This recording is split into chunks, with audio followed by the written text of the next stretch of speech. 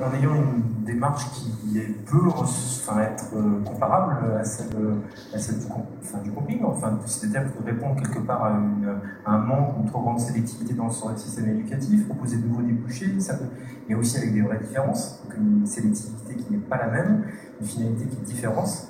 Est-ce que d'abord tu peux nous expliquer le projet Simplon, qui est un projet que je soutiens personnellement et que je vous invite tous à vous intéresser, parce que je pense que c'est un très beau projet. Récent. Donc, il faut aussi s'intéresser à l'émergence,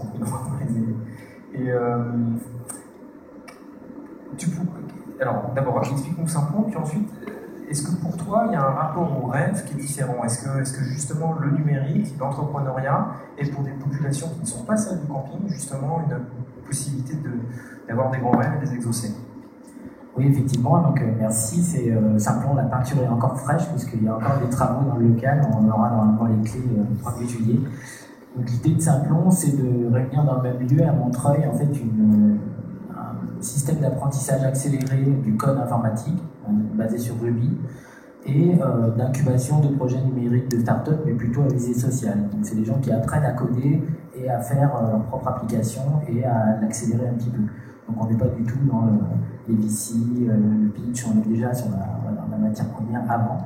Et les startups qu'on va essayer d'accueillir sont plutôt des startups orientées vers l'éducation, le social, l'intérêt général. Donc ça c'est un premier prisme.